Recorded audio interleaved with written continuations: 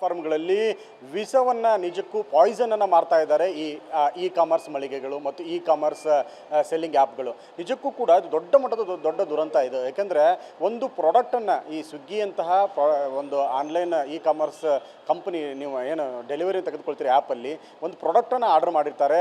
ಚೈತ್ರಾ ರೆಡ್ಡಿ ಅವರ ತಾಯಿಯಾಗಿರುವಂತಹ ವಿನಯ ಅನ್ನುವಂಥವ್ರು ಆರ್ಡರನ್ನು ಮಾಡಿರ್ತಾರೆ. ಈ ವೇಳೆ ಅವರಿಗೆ ಈ ಆಹಾರದ ಪ್ರಾಡಕ್ಟ್ ಜೊತೆಗೆ ಈ ದತ್ತೂರಿ ಹಣ್ಣನ್ನು ಕೂಡ ಕೊಟ್ಟಿರ್ತಾರೆ. ಬಂದಂಥ ಡೆಲಿವರಿ ಬಾಯ್ ಯಾವುದೇ ಇನ್ಸ್ಟ್ರಕ್ಷನ್ ಕೊಡೋದಿಲ್ಲ, ಹಣ್ಣನ್ನು ಕೊಡ್ತಾನೆ, ಡೆಲಿವರಿ ಮಾಡ್ತಾನೆ. ಅದರಲ್ಲಿ ಒಂದು ಕಾಂಪ್ಲಿಮೆಂಟ್ರಿ ಆಗಿ ಈ ದತ್ತೂರಿ ಹಣ್ಣು ಇರುತ್ತೆ. ಇದನ್ನು ಓಪನ್ ಮಾಡಿದಂಥ ಅವ್ರ ತಾಯಿ ಈ ಒಂದು ದಿವಸ ಅದನ್ನು ಏನೂ ಸೇವಿಸೋದಿಲ್ಲ.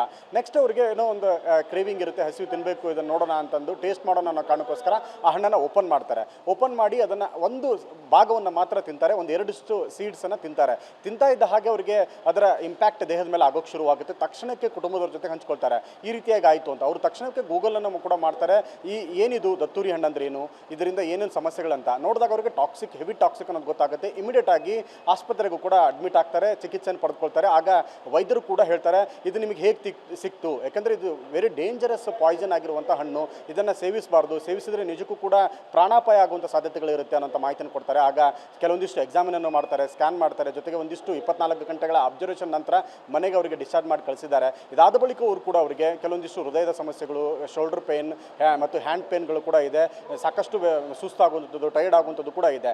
ಇದಕ್ಕೆ ಸಂಬಂಧಪಟ್ಟ ಹಾಗೆ ಇವರು ಕೂಡ FDA ಗಮನಕ್ಕೆ ತರ್ತಾರೆ.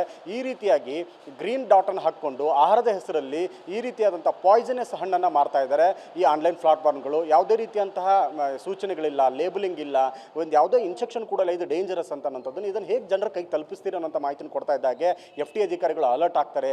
ಹೊಸಕೋಟೆ ಸೇರಿದಂತೆ ಅನೇಕ ಈ ಇನ್ಸ್ಟಾಮಾರ್ಟು, ಬ್ಲಿಂಕಿಟ್ಟು, ಬಿಗ್ ಬಾಸ್ಕೆಟು, ಅಮೆಜಾನ್ ಸೇರಿದಂತೆ ಹಲವು ವೇರ್ ಹೌಸ್ಗಳ ಮೇಲೆ ದಾಳಿಯನ್ನು ಮಾಡಿ ಈ ದತ್ತೂರ ಹಣ್ಣನ್ನು ವಶಪಡಿಸ್ಕೊಳ್ತಾರೆ. ಇದಾದಮೇಲೆ ಒಂದಿಷ್ಟು ಸಂಶೋಧನೆ ಮಾಡ್ತಾರೆ, ಇದೆಷ್ಟು ಡೇಂಜರಸ್ ಅಂತ. ಈ ಅಪಾಯ ತಿಳಿತಾ ಇದ್ದ ಹಾಗೆಯೇ ಈ ಎಲ್ಲ ಈ ಕಾಮರ್ಸ್ಗಳಿಗೆ ನೋಟಿಸನ್ನು ಕೊಟ್ಟು ಅವರಿಗೆ ಸಸ್ಪೆನ್ಷನ್ ಕೂಡ ಮಾಡೋದಕ್ಕೆ ಈಗ ಕೇಂದ್ರ ಅಂಕಿತ ಅಧಿಕಾರಿಗಳಿಗೆ ಬರೆದಿದ್ದಾರೆ. ಇವತ್ತು ಈ ಎಲ್ಲ ಏನು ಈ ವೈಲೇಷನ್ ಮಾಡಿ ದತ್ತೂರ ಹಣ್ಣು ಮಾರಿದಾರಲ್ಲ, ಅವರ ಇ ಕಾಮರ್ಸ್ನ ಲೈಸೆನ್ಸ್ ಕೂಡ ರದ್ದಾಗುವಂಥ ಸಾಧ್ಯತೆಗಳು ಕೂಡ ಹೆಚ್ಚಾಗಿರುವಂಥದ್ದು.